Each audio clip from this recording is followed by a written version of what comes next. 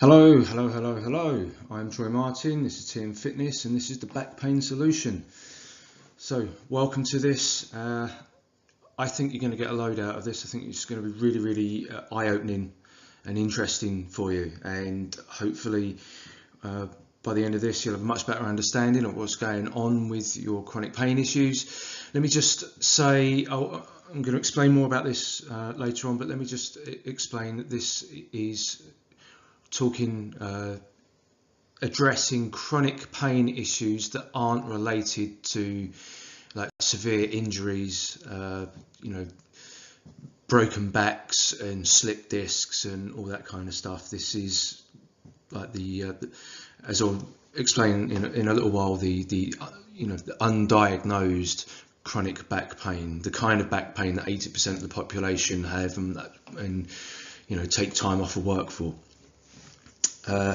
So we're going to touch on basic anatomy, understanding movement patterns, the joint by joint concept, so breaking down where the stability and instability in your body may lie, the common posture dysfunctions, postural awareness and spine hygiene, so the awareness of your alignment and posture through movement, pain catastrophizing, which is like the neuroemotional side of it, manual handling, which is all part of that spine hygiene, and obviously really important, because if you're handling things incorrectly, that can make it worse or can give you injure your back in some way, even if it's a healthy back. Self-assessments to assess your core strength and endurance and stability. 3 levels of corrective exercise, including the McGill Big 3, which is a very popular evidence based, very simple series of exercises. 3, obviously. That's kind of like the first part on the way towards stabilizing your core and taking control of your pain issues again, before moving on to the 3 levels of exercise that I've compiled. So a little bit about me first of all. So my name is Troy Martin. That should be an uppercase M on the Martin. It's funny, isn't it, that you proofread your own materials a million times and you still leave mistakes in there. Anyway, so Troy Martin, that's me. I'm a level 3 personal trainer and corrective exercise specialist, body geometry bike fit technician, which is a biomechanics based assessment and correction process for cyclists, basically trying to get the setup of the bike to suit your natural levels of posture, your levels of core stability and flexibility. So that gives you better performance and more comfortable ride, basically. I am the proud owner of a knackered spine. So I have, through various faults of my own, active lifestyle, various sporting injuries, collisions and impacts, and I've had various various injuries in the back, the lower back and the mid spine. Nothing too serious, mostly muscular, but I do have a prolapsed disc in my neck, which pretty much gives me constant referral down my left arm and hand for pretty much ever. It's one of those things that was 15 odd years ago. I just deal with it. I don't even notice it anymore. But just to let you know that my spine is not the healthiest, and I'm fully aware of how debilitating and limiting chronic back pain can be. I'm also a Reformer Pilates instructor, post rehab essentials coach, kettlebell instructor. I am well versed and well certified in posture and movement assessments, and I'm a body type nutrition coach.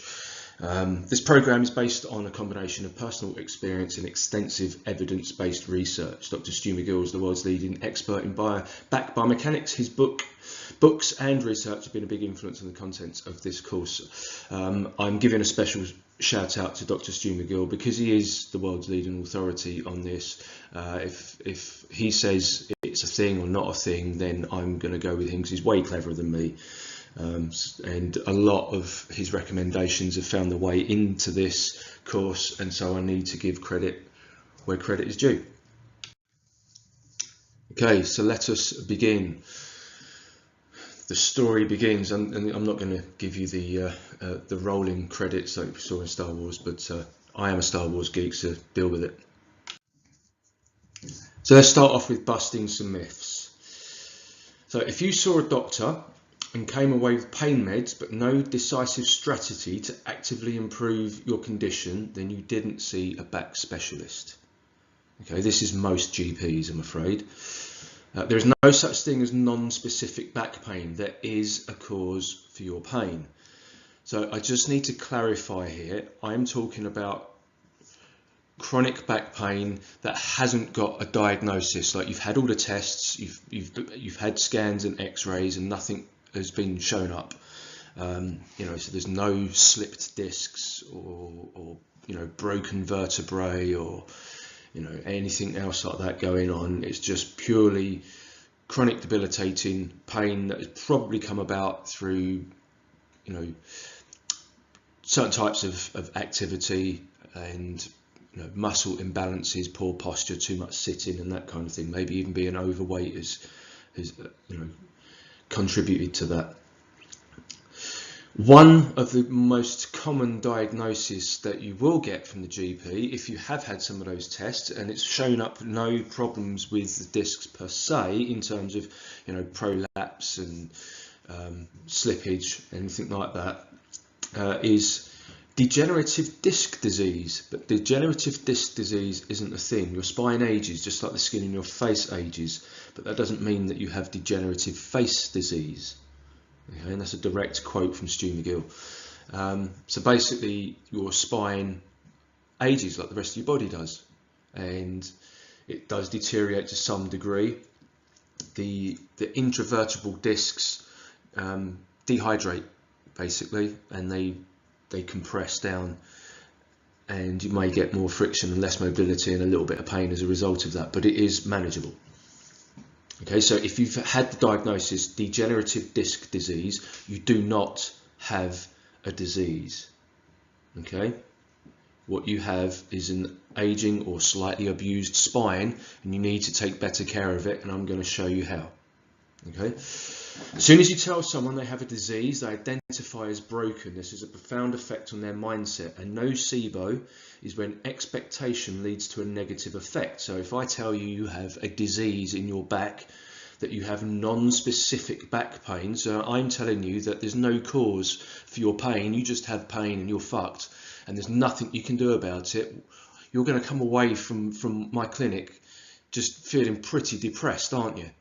Well, I'm here to tell you that that's not the case, that there is a cause for your pain and that we will hopefully find that cause and cure it, or at least provide you with a coping strategy to make it less debilitating. GPs are not qualified to offer an accurate diagnosis or treatment for your pain and should refer out to the relevant department. You may have to go private. So I don't want this to sound like I'm completely ragging on the NHS and general practitioners, because I'm not. They're brilliant, they do a great job, but a GP is a jack of all trades. They are not a back pain specialist, and if they can't refer you to the correct department within the NHS, or they can't refer you to a NHS registered physiotherapist or osteopath, then you're probably going to have to go private. It costs money, but such is life. You pay mechanics to fix your car, you pay heating engineers to fix your boiler, you pay body workers and remedial therapists to fix your body. Okay, I'm not going to get into the whole funding debate of the NHS, but they just don't have the resources to deal with non-specified chronic back pain, I'm afraid. So one thing that your GP will do is they will likely prescribe you some form of pain medication. Now, I'm not here to tell you that pain medication and anti-inflammatories are bad and you shouldn't be taking them. If that's the difference between you being laid up on a wooden board for 6 weeks or actually getting out of bed and going to work and earning a crust, then for goodness sake, take them. You shouldn't be taking them, or shouldn't have to take them long term. It should always be a short term intervention. So the top three there. So let me just explain what these numbers mean. So this table is taken from a recent meta-analysis in the Asian Spine Journal. So A is good. There's significant evidence that intervention works and has a good effect. D means that there's not a great deal of evidence to suggest that it is particularly good, or there's a lot of evidence to suggest that it's not very good. And I means that it's ineffective or inconclusive in the evidence. So the top three there, the NSAIDs, which are non-steroid pain medications, anti-inflammatory drugs, acetaminophen, I don't even know what that is, and opioids. They're the three that are the most effective for acute, which is short term. Acute pain is short term, so like you twist your ankle, say, and it hurts, that's acute pain. Chronic pain is, long term, and it still hurts 6 months down the line, or 2 years later, and you're still hobbling around with a sore ankle or a sore back or whatever. So they work for reducing acute pain and chronic pain, and they do that because they're effective for reducing pain. They're doing nothing to address the cause of that pain. They're just changing the pain receptors, your experience of that pain. And then you can see there's a bunch of stuff on there, and as you go lower down the list, things at the bottom are considerably less effective than some of the things at the top. If you go about 3/4 of the way down, you can see glucosamine. Glucosamine is a substance that occurs in the body, in the joints, and we're often told to take it exogenously in a capsule, usually for joint and bone related pains and arthritis and that kind of stuff. Looking at that, it's pretty useless for lower back pain. So if you're taking glucosamine, it's probably a glucosamine and chondroitin supplement. Even if it's a high dose one, and like 10,000 milligrams or more is usually what you have to be taking to get any effect from it whatsoever. But if you're taking that for lower back pain, it's not doing anything, so save your money. Okay, so degenerative disc disease. So the degeneration in the disc is often just dehydration caused by poor posture, dysfunctional movement patterning, compressive loads including gravity and age. Always rule out disc damage. A bulging or herniated disc will place pressure on the nerves and cause pain, referral along the nerve channel. So I've already kind of touched on this, and I did mention about my neck injury. So I get this referral down my left shoulder, down the back of my left arm, and it goes all the way down the side of my hands into my little finger. If I do anything that aggravates any movements that aggravate the damaged disc and place more pressure on the nerve, it increases that pain, that referral that I experience. So hopefully this isn't the case with you, but if you've got back pain and you're getting shooting pains down your leg, there's nerve issues there. It's not muscular. A daily spine mobility routine, including decompression stretches, will prolong the life of your spine. So if you're an active person, decompression of the spine is a good idea. That if you're in the gym and you're lifting weights, when you finish your session, go up to the chin-up bar and just hang from it. Just it's like traction. Just allow your spine to lengthen out. It feels quite nice. So yeah, do some mobility, gentle mobility stuff on a daily basis. Just get up in the morning, just do some, get down on your hands and knees and do some cat stretches. Now looking at the image on the left there, so you've got a normal disc or normal discs and disc degeneration. So the picture on the left, you can see the dark red squares and those two kind of white or pale yellow discs in between. So those are the intervertebral discs between the bones in your spine. So they're quite gelatinous and soft, and they're basically like shock absorbers. On the right, you can see how they've become, they're a lot smaller and a lot darker, so they've become very dehydrated and they've compressed down. And if you look, the bottom one, which looks slightly misshapen, on the right hand side you can see that some of the gel from that disc has seeped out and it's bulging and pressing against the nerve there. Okay, so that's the bottom disc in the right hand picture, looking at it on the right hand side as it's pressing against that nerve there. So that's what will be causing the shooting pains down your leg. If that's your lumbar spine, it would probably be your sciatic nerves. You'd be getting like a dull ache in your bum, a pain in the back of your knee, your hamstring might be aching, you might even be getting pain in your foot because the nerve channel runs all the way down there. And as I say, if that's the case, then that may require medical intervention.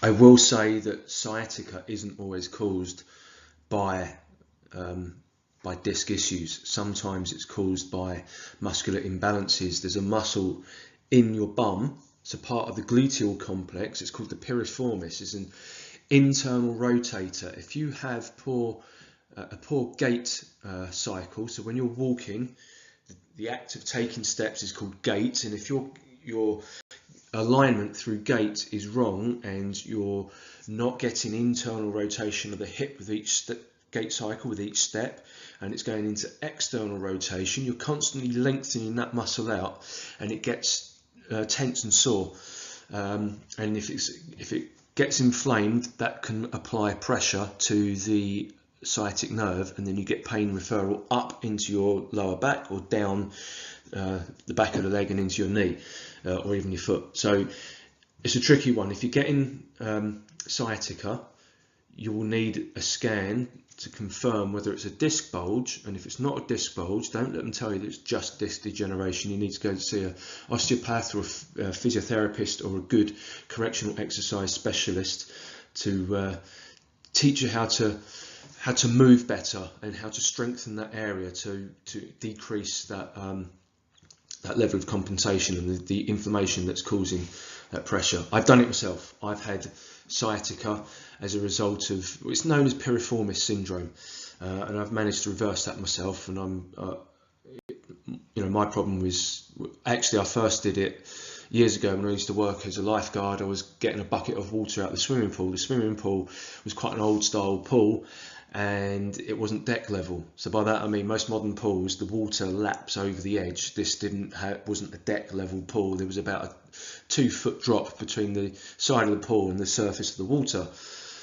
And I had 2 buckets that I was filling up. Instead of doing one at a time, I foolishly did both. So I was down in a deep squat position and I had to flex the spine forward to reach the water. I scooped the water up in both buckets, stood up, cricked my back, and was in crippling pain for months afterwards. And it took years for me to completely get on top of it. I would get flare-ups every now and then, and through exercise I've managed to completely change that situation, completely reverse that. So sciatica isn't always it's not always the end of the road, and it's not always caused by the discs. Sometimes it's caused by muscles in your hips, but you need to get that diagnosis correctly. You may need to get a second opinion and get it re-diagnosed if you're not sure.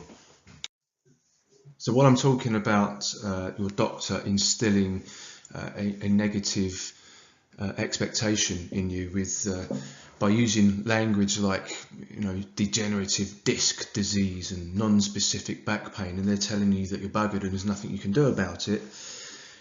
That's really, really dangerous use of language. Language is very, very powerful. When you understand how the mind works on a psychological level, you start to understand how much harm you can do to somebody by using the wrong kind of words.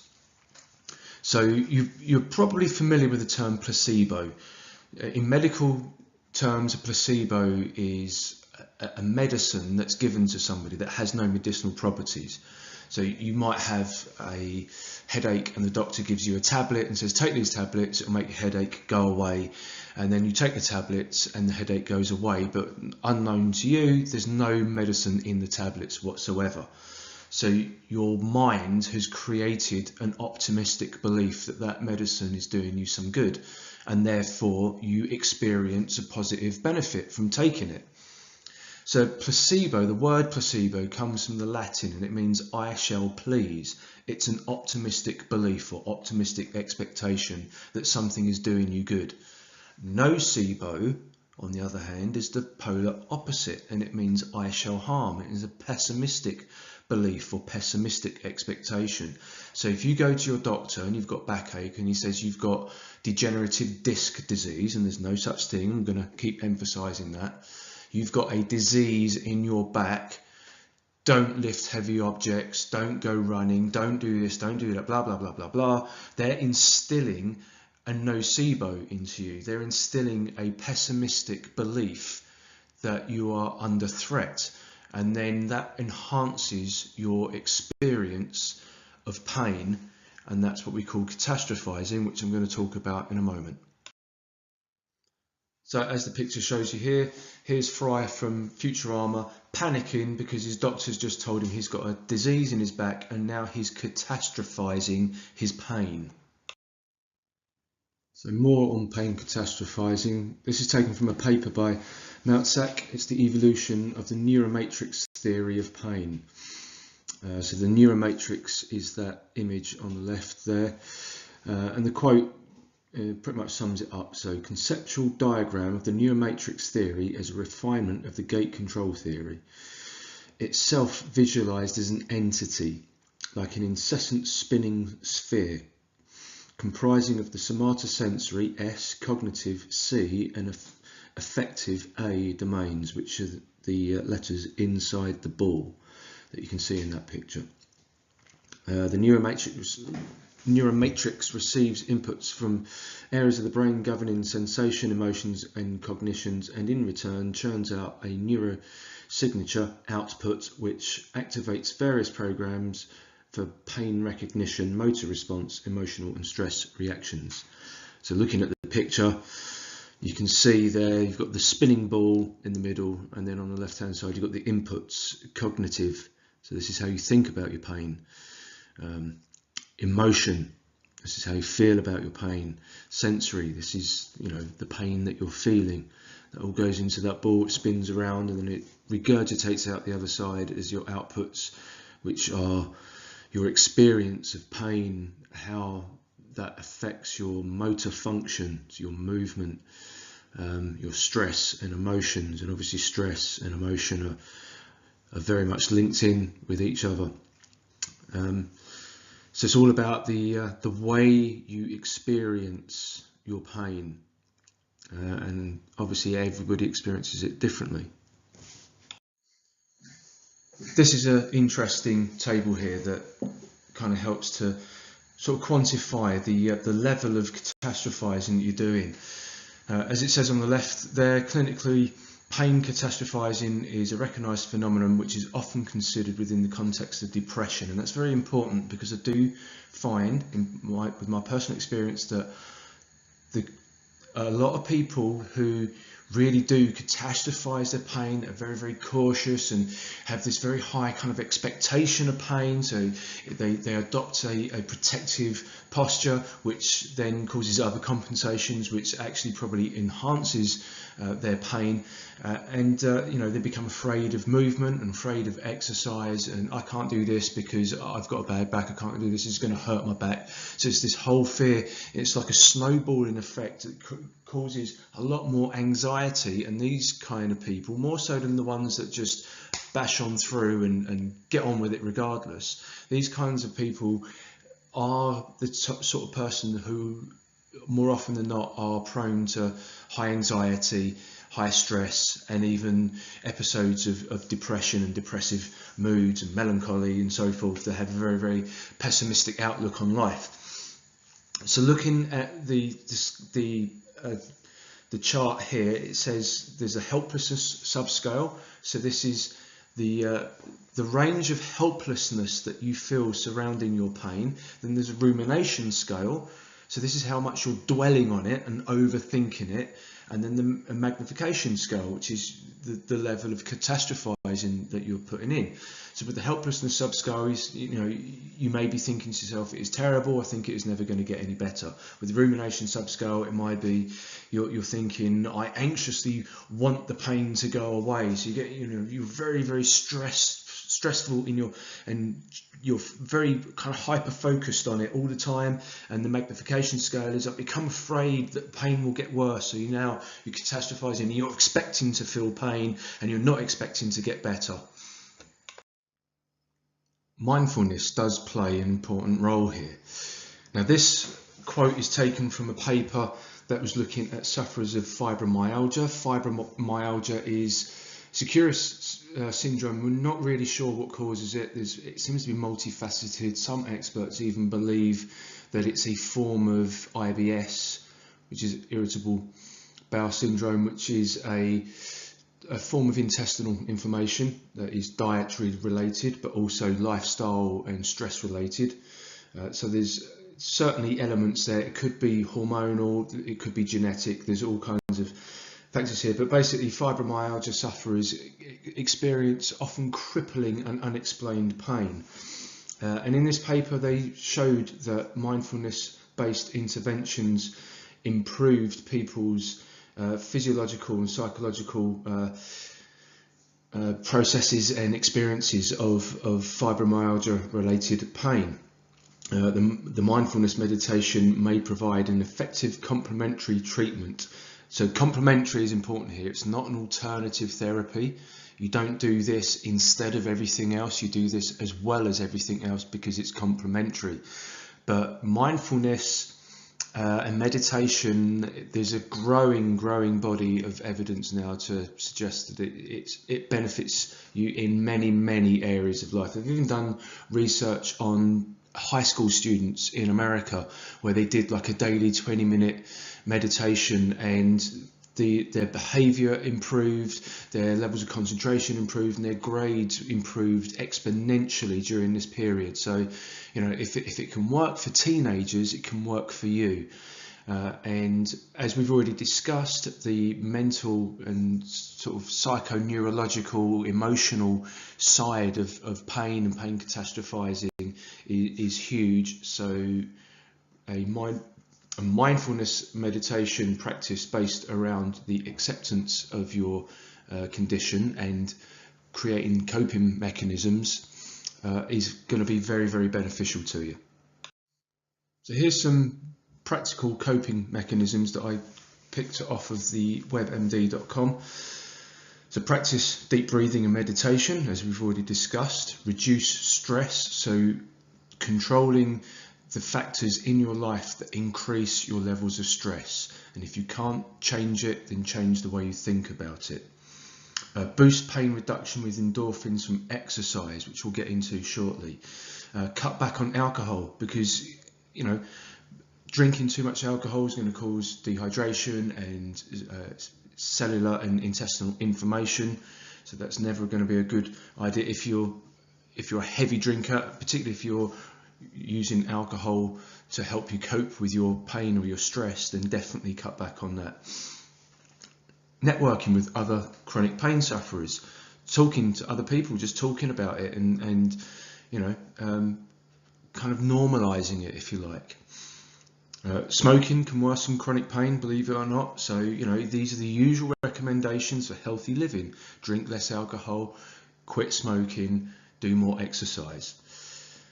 Track your pain levels each day, so you can keep a diary, if you like, and then you might see patterns that kind of show behaviours and things that you're doing or things that you're eating that may be exacerbating your pain, and then you can work on cutting those out or managing them better. Learn biofeedback. I'll be 100% honest, I'm not an expert on biofeedback, so it might be something you want to look into, but you would obviously need to do that in a clinical setting under the correct level of guidance. Massage can help. It just helps to relax you, and whether it's a placebo or not, it doesn't really matter, because a placebo is a optimistic belief and expectation. So on some level, if it's making you feel good, on some level it's doing you some good. Eat a healthy diet. Being overweight is itself a risk factor. So again, exercise, less alcohol, less smoking, be well hydrated, so drink plenty of water and eat a healthy balanced diet. It's going to help. And then find ways to distract you from your pain and enjoy life more. When you do this, so it's not a case of ignoring the pain, it's a case of just accepting that it's there and then getting on with it and doing things that you enjoy, that bring more enjoyment into your life, and then the pain takes on less importance, and then you focus on it less and you catastrophize it less. So this slide is just showing you basic human anatomy. So you can have a look at this. You'll have the PDF of this PowerPoint, so you can study this if you like and learn all those muscles. So you've already heard me mention a bunch of them. So have a look at this, learn those basic muscle groups, and then you can at least understand what muscles you're using during the exercises that you're doing. The anatomy of the core. So this just looks at the muscles of the torso a little bit more. So the one on the left is showing the back line. And as you can see, it's got those cutaways, so you can see the deeper layer of muscles. So there's more to your muscle system than the superficial muscles that you can see and feel. These are the deeper layers. It's showing you the extensor muscles in the neck, the back of the shoulders and the upper back, and the lower back and the hips there. So again, you can study that. And then the one on the right is showing the anterior chain, which is the front. So your abdominal muscles, so on the left of that picture, so we're still looking at the picture on the right hand side, the front view, but if you look, it's cut in half. So on the left hand side, as you look at it, you can see that white sheath of muscle over your tummy. That's your rectus abdominis. That attaches at the sternum, your chest plate, and the pubic symphysis in your pelvis. It's basically your six-pack muscles. So if you're lean enough to see a visible six-pack, that's your rectus abdominis. It's mostly responsible for flexing the spine or decelerating extension of the spine. Because that's the muscle most people see and everyone wants a six-pack and look sexy on the beach, they do hundreds of crunches and sit-ups to train that, and they're not training any of the other muscles in their core. So looking on the right-hand side of that image where you can see the rib cage, there's another set of abdominal muscles there called the transversus abdominis. Now that wraps all the way around the torso and attaches to the spine at the back. It's like a corset, it's an internal corset. And it's called transversus because transverse means rotation. So if you're doing crunches, you're not working your transverse abdominis or your TVA. It's the TVA is most active in rotational and anti-rotational movements. And the muscle at the side there, just beneath the rib cage, is the internal oblique. The internal oblique's also responsible for stabilizing the spine, laterally flexing the spine and rotating the spine, and of course resisting rotation of the spine. So these muscles, that you need to know about these, and you need to learn how to feel these. When you're bracing, engaging the core and bracing your abdomen, these are the muscles that you're engaging, that are activating to create intra-abdominal pressure to stabilize the lower back through movement. So let's take a brief look at the joint by joint concept, something that was devised by someone known as Mike Boyle and also used by Gray Cook. Some of you may be familiar with him.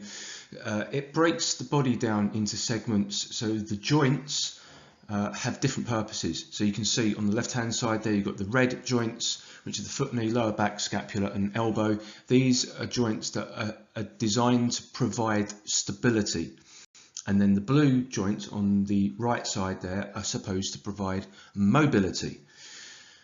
So that's the ankle, hip, thoracic spine, which is your mid-spine area through the rib cage, the shoulders and the wrist. Now, what often happens is that these get kind of reversed. So the stable joints become lax and hypermobile. So they become unstable. And then the mobile joints become stiff. And then when that happens, movement compensation sets in. So In the specific case of lower back pain, if the hips and the mid-spine are stiff and they're not providing the full range of stable motion that they should be providing, the lower back has to compensate, and you end up hyperextending the lower back, flexing it forward too much, laterally flexing it from side to side, rotating it too much, and all that movement that should be coming through the hips and the mid-spine is going through the lower back, and then you wear the lower back out. The muscles in that area become very, very tense and sore and overworked. And so what you need to do there to reverse that is to create more stability through the lower back by strengthening the muscles in that area, increasing better muscular endurance through the spinal erectors, more strength and stability through the core muscles of the abdominal region, and increasing your range of motion, your mobile or mobility in the hip joint and the mid-spine. So that's what the exercises later in this program will be doing. We'll be looking at stabilizing exercises to stabilize that lower back, and mobility exercises to increase the range of motion in those joints that are supposed to be mobile but have become stiff. Okay, and moving on to posture. So one of the big problems for people these days is too much sitting. We all do too much sitting. It's often unavoidable if you're sitting in a car on your way to work, you're desk bound at work, you know, or you're just a little bit kind of lazy and you sit in the sofa playing video games or watching TV all day. I don't know. But if you look at the picture here, you can see the position of the spine there. So it's all flexed and hunched up. The shoulders are rounded forward, the head's jutting forward and the chin's jutting up. The neck is hyperextended, the mid-spine is hyperflexed. You get length through that posterior area, so all down the back. The muscles through the mid and upper back become lengthened and weak and switched off. You don't use them. You're not doing the movements that those muscles kind of require for contraction. So they're losing tone. The lower back becomes quite tense and tight because it's doing a lot of the work, because your glutes don't engage when you're in a sitting position, so the glutes in your bum become weak, your hip flexors at the front of the hip become tight, your abdominals become weak, so you create this tension in the lower back to compensate for the lack of stability through the abdomen. You get very internally rotated, rounded, hunched shoulders, that kind of typically stooped posture. If you think of Mr. Burns from the Simpsons, that's kind of the modern day posture for most people. And then looking further down, because you're sitting, your hamstrings at the back of the legs are shortened, so they become tight as well. This is probably ringing a few bells with some of you. You're probably used to feeling, you feel an ache in the lower back, your hamstrings feel tight, your chest feels tight, you've got a neck ache and headaches because the muscles in your neck are so tight and tense. So a lot of the exercises that we'll be doing in this program will be designed around correcting that posture and bringing strength into the weak areas and length into the short areas and so on. A really important aspect of spine hygiene is manual handling. Now, most people think when lifting heavy objects that they need to keep their back straight and bend their knees. I'm going to tell you something slightly different, because to most people, keep your back straight means keep your torso upright, and when you bend your knees, you tend to load your weight forward into the knees, and then you're hyperextending your back to keep your torso upright, and then you place more pressure on the lower back. And if you've got knee issues, if you're an older person, or you're a very active person who's led a very active lifestyle, you might want to just save your knees a little bit. So instead of squatting to pick heavy objects up, we hip hinge, like I just showed you. So here I have a kettlebell, but you can imagine it's a rucksack or flower pot or suitcase. Hinge the hips, pack your lats down, lift with your hips. You're not pulling with your arms and your back. You're stabilizing the shoulders when you lift it up. You're not rounding your back and hurting your spine. You hinge the hips, grab the handles, squeeze your armpits, and then drive your feet into the floor to extend the hips forward rather than pulling the weight up. If it's a small object like a teaspoon or a pen, use one leg.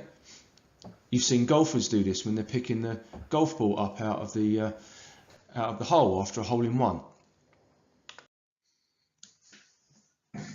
I'm demonstrating here a neutral posture. So looking at the picture on the left, you can see me standing, and even there actually you can see, if you look at the lower back, my bum's sticking out a little bit, so I am a little bit hyperlordotic, or have a bit of a what's known as an anterior tilt of the pelvis. The pelvis tips forward ever so slightly, so my lower back is slightly more curved even when I'm standing neutrally.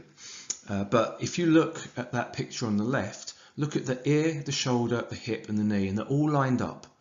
So if you draw a straight line down, they're all lined up, stacked. Those joints are stacked on top of each other, and that's the way it should be. When you look at me from the front there, you can see my palms, my chest is open, my shoulders are back and down. It's a nice, neutral, open stance, and that's the way it should be. Most people don't look like that. Most people look like this. So I said earlier, Mr. Burns from The Simpsons, very similar. So looking side on there, you can see now that the ear isn't in line with the shoulders and the hips. The ear is in front of the shoulders are in front of the hips, so everything's going forward.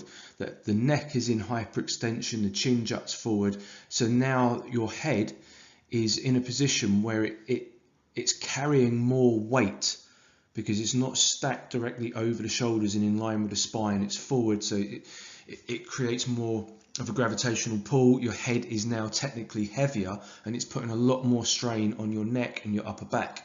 You can see the rounding of the upper back, and when you look at the picture on the right, you can see the backs of my hands rather than the palms of my hands. The shoulders are internally rotated, the chest is shallow and concave, so it's going to affect the quality of your breathing. So this is what we call kyphosis. The mid-spine has a natural kyphotic curve, and when it's exaggerated like it is here, this is called kyphosis or hyperkyphosis, and I am willing to guarantee that a lot of you are looking something like this. It may be an exaggerated version, but most people that I see in day-to-day life have a little bit of kyphosis at the very least.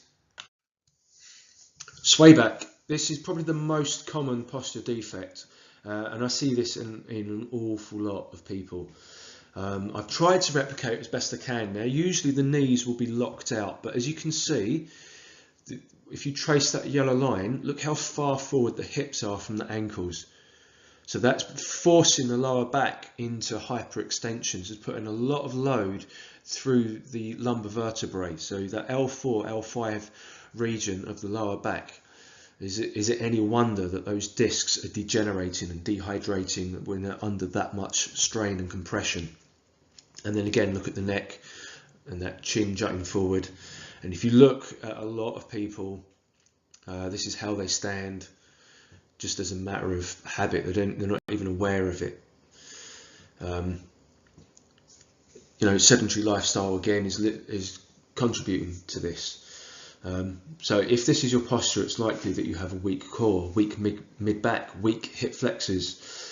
There's a compression potential in the lumbar discs, as I just explained.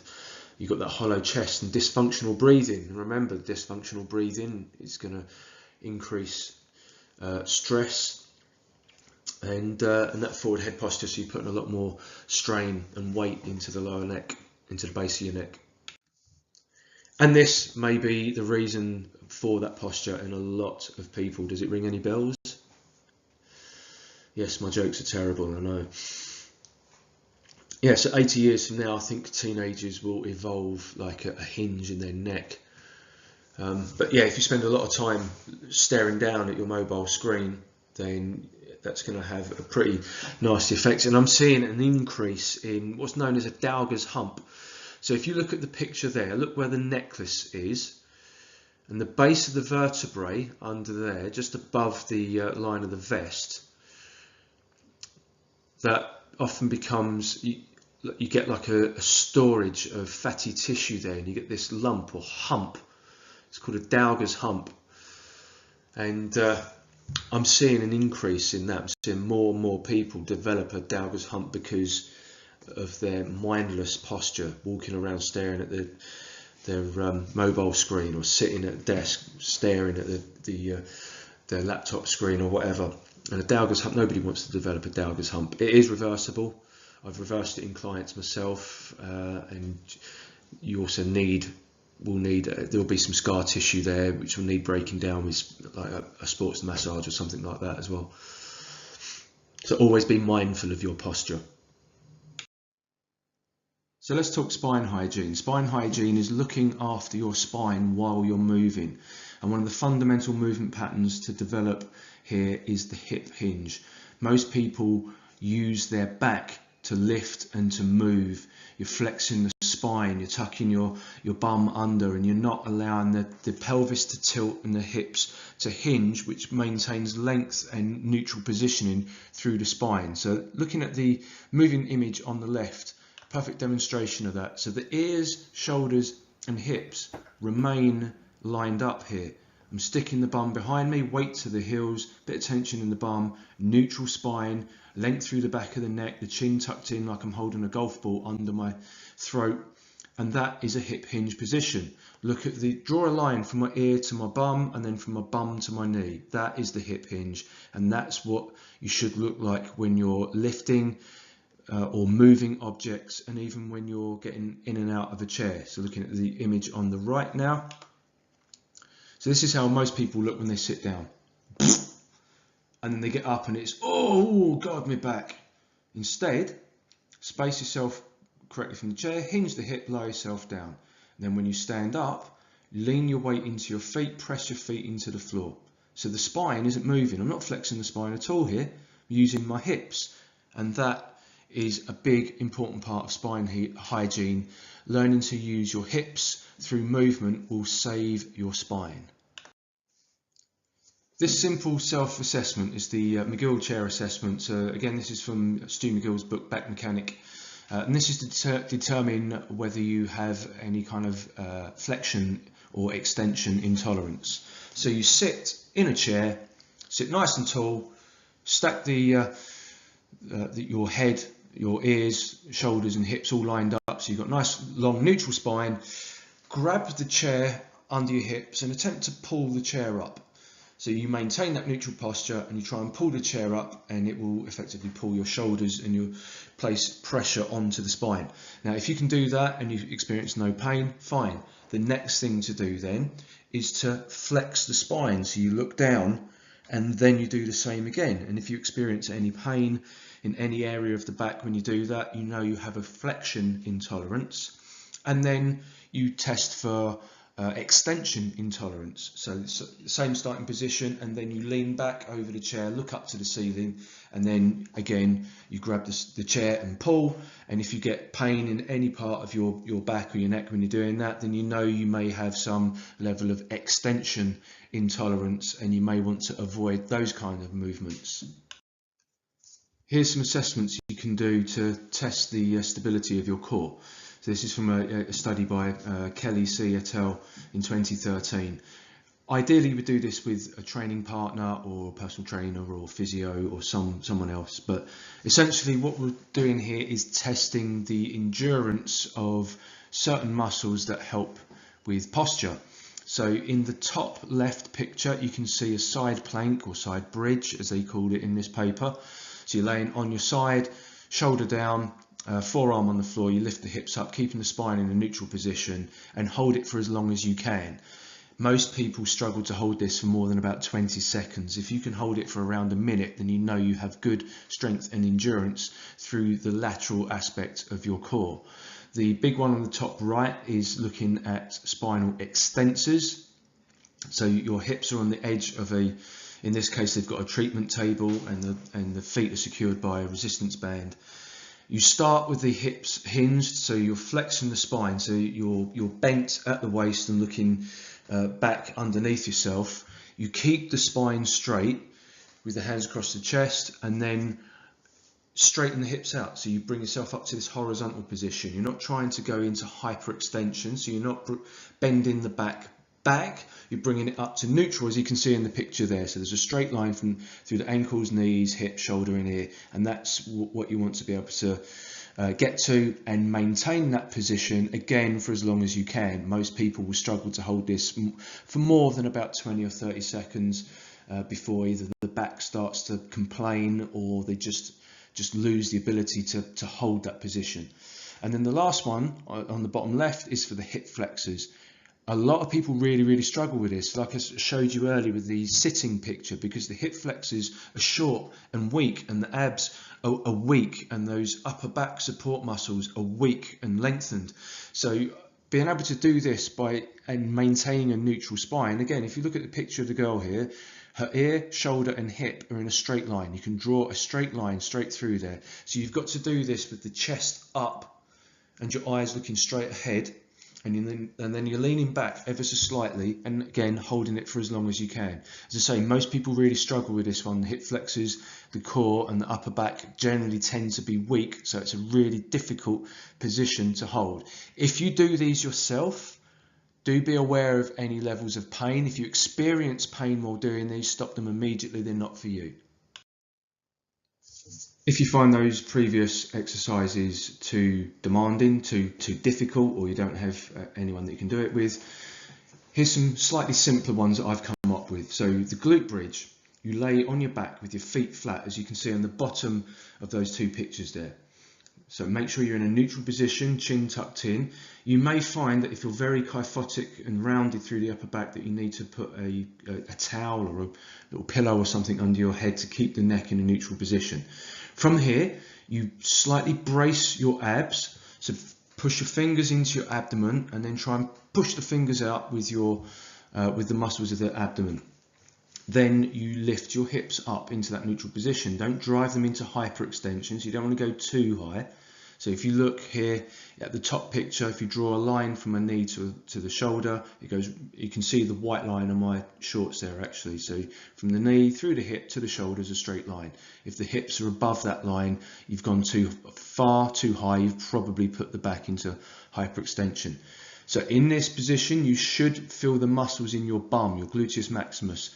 That should be engaging and stabilizing you there. If you feel pain or tension in the lower back, if you're struggling to hold that position, if you're struggling to get into that position, or if you're feeling tension or cramping in the hamstrings, you know that you need to work on strengthening your glutes. If you find it easy, take one foot off the floor. Do it single leg. So have one leg extended forward and the other foot on the floor, and hold that position for as long as you can. A lot of people can come up into the bridge position as pictured here, and as soon as they lift the other foot off the floor, the supporting leg cramps up. So that indicates that there's a weakness through the glutes, or through the posterior side of the hip on that side. So that gives you clues of something to think about. What a lot of people do here is they feel the hamstrings cramping because when they lift the hips up, they're pulling the hamstrings. So it's almost as if they're trying to pull the feet to the bum. So rather than doing that, press your feet into the floor and drive the hips up, and that will engage the glutes more. And then, as I say, hold it for as long as you can. And if you're feeling cramping or pain anywhere, then stop, and then you know that you've got some weakness in that area to work on. The bird dog. I call it Superman because that's what we called it when I did my Reformer Pilates course, but it's commonly referred to as the bird dog. So you start in a kneeling position, hands and knees on the floor, spine in a neutral position. So just rock the pelvis a little bit until you find that neutral position. It shouldn't be flexed or extended, shouldn't be rounded, the back shouldn't be completely flat. There should be subtle curves in all the right places. The back of your neck will be lengthened and your chin into your throat like you're trying to hold a tennis ball under your throat. And you'll pull the shoulder blades down your back to engage the lat muscles in your mid-back. And then brace and engage the abdominal muscles, and then you extend one arm forward and one leg back. Maintain that neutral posture, so no rotation of the pelvis. What often happens when people kick that leg back, the hip rotates up to the ceiling, so they're almost coming up onto their side. You want to prevent that from happening, so keep that hip down as you extend the leg back and try and maintain a level pelvis. If, as you raise the arm forward, you collapse towards the floor, or you wobble in a rotational axis, then there's instability through the back of the supporting shoulder. So just realign yourself, see if just engaging the correct muscles helps with that stability, and if it doesn't, then that's a strength and endurance issue, and that needs addressing through exercise. Hold it for as long as you can. Hold it for, if you can hold it for 30 seconds on each side, then you're okay. If you're wobbling furiously all over the place, if you can't balance in that position, if you can't keep the pelvis level, then you need to work on your core quite a bit.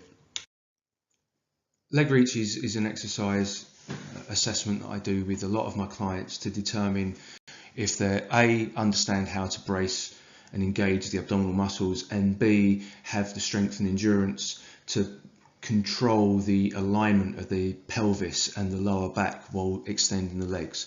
So you lay on your back in a neutral position, same starting position as with the bridge.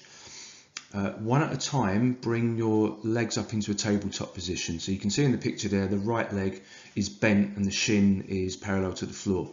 So we call it tabletop. You imagine when your legs are up in that position, it's level like a tabletop, so you could balance a drinks tray on your shins. Place your fingertips of one hand under your lower back. You should be able to just get to like the first knuckle under your spine or under your back. If you're overweight, you're going to have a lot of flesh there, so it's going to be harder to feel that, but you should be able to just get the tips of your fingers under your back. If you can get beyond the second knuckle under there, then you've got too much curvature through the lower back, so you're losing that control of the pelvis. With the other hand, place it on your abdomen to ensure that you can feel the engagement of your abs, and then from that tabletop position, you slowly extend one leg forward, maintaining tension in the abdomen and maintaining alignment through the lower back. As the leg goes forward, the pelvis is going to want to roll with it, and you will feel the spine lift off your fingertips, or you will feel your abdomen distend and push out into those fingertips. If you feel that, you've lost control of the core, you've lost stability through the lower back, and the pelvis is moving too much. So you want to maintain stability of the pelvis as you extend the leg. Eventually, in time, you'll be able to extend the leg until the heel is on the floor without the spine lifting off your fingertips or the tummy pushing too much into your other hand. And moving on to exercise. So as you can see here, the Empire clearly has a better gym than you do, but what can you do about that? They're minted, I assume.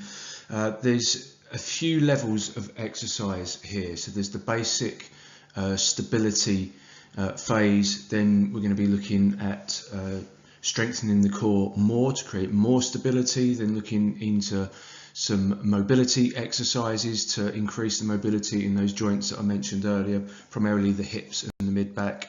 And then looking at the strength and conditioning element to get you stronger and getting you back to your natural levels of athleticism.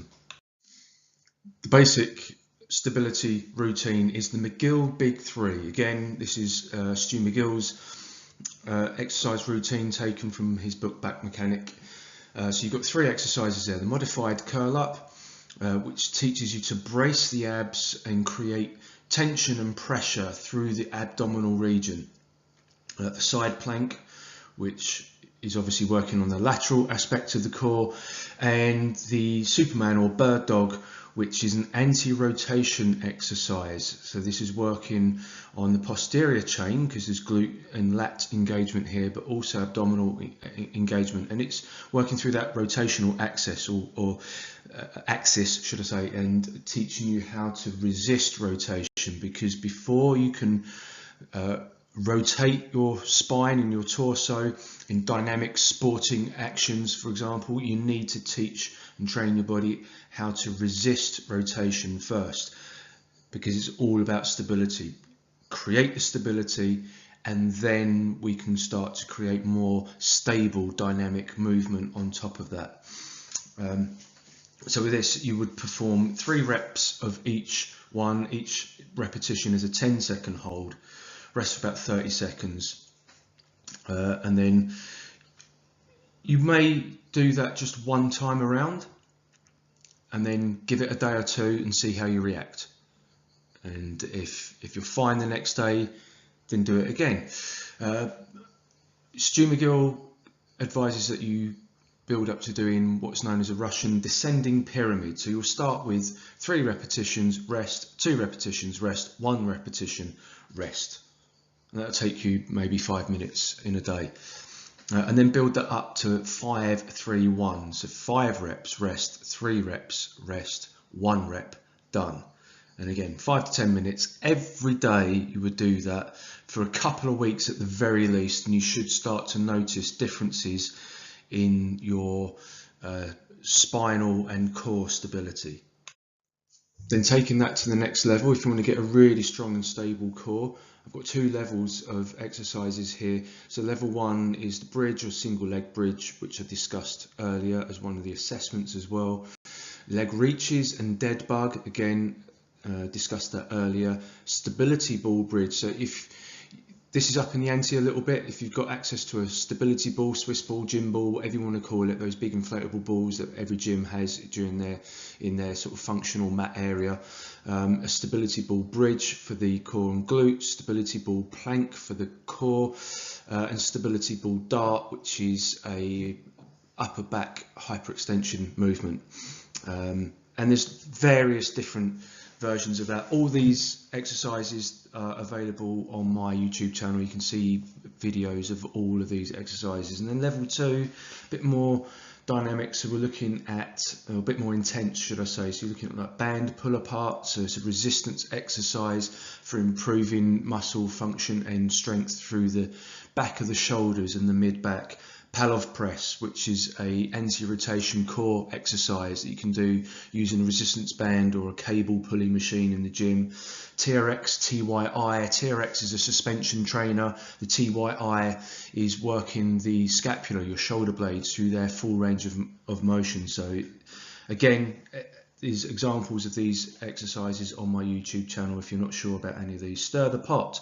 So it's similar to the stability ball plank, but you're kind of literally stirring the pot, like you're stirring a cauldron. So you're rolling your hands in a circular motion from in first one direction then the next. So it's another very good anti-rotation exercise, quite a tough one. So that's why I put that in level 2. It's a bit more advanced. Loaded carries, a strength exercise where you're carrying weights. So if you've ever seen World's Strongest Man, where they pick up those massive, I don't know what they use, like big like sand-filled torpedoes or something, and they carry them along a track as far as they can. That's a loaded carries. You can do this with kettlebells, dumbbells. You can even do it around the garden with watering cans.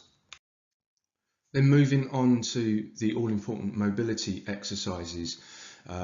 These are just a handful of examples here. So reverse salamander, which is a rotational exercise to get rotation through the spine, particularly through the mid-spine and a little bit through the hips. Crawl patterns, which is demonstrated ably by myself in the picture there.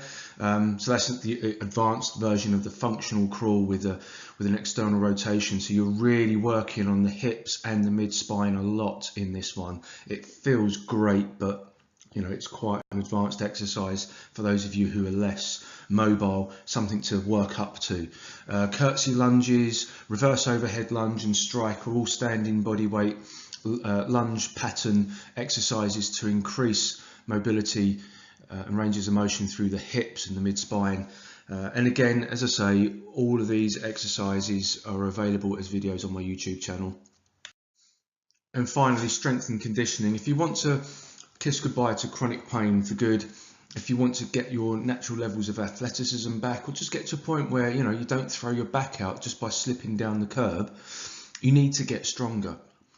The research shows that strength training decreases your expectations of pain. It decreases your perception of chronic pain both before, during and after exercise, and in time, as your body strengthens, your pain will reduce, your experience of pain will reduce, and you'll just feel much better in yourself. It teaches you just how durable the body is.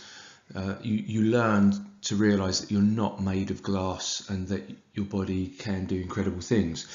So the kind of exercises that you'd be doing here would be, your compound lifts, deadlifts, squats, pulls, rows and presses for the upper body, kettlebell swings, great exercise for the lower back and core strength. Turkish get-up is a kettlebell exercise that's great for full body mobility and core strength. And again, carries, lots of different types of loaded carries that you can do, from basic farmer walks to suitcase carries to front loaded carries to overhead waiter carries. Lots of different variations there depending on your level. You can make this as progressive and ongoing as you like, and the stronger you get, the better your body is, the stronger your back and your core will be, the less you will experience pain, the better you'll feel about yourself. It'll improve your self-confidence, it'll improve your body image, it'll make it easier to lose weight or to maintain a healthy weight. There's no excuse for not doing strength training, if you ask me. And that's the references, just to prove that I've done my due diligence. And yes, I have read all of these. And it wouldn't be a TM Fitness presentation if I didn't finish with a Star Wars related image or quote. So Yoda says, "When you look at the dark side, careful you must be, for the dark side looks back." The dark side in this case being your perceptions and pessimistic beliefs around pain. You are not made of glass. You deserve better than you have. You can create better than you have, and you can get fitter and healthier and be more pain-free and lead a more vibrant, athletic life if you put the work in. And it's down to you from this point onwards. Thanks for paying attention.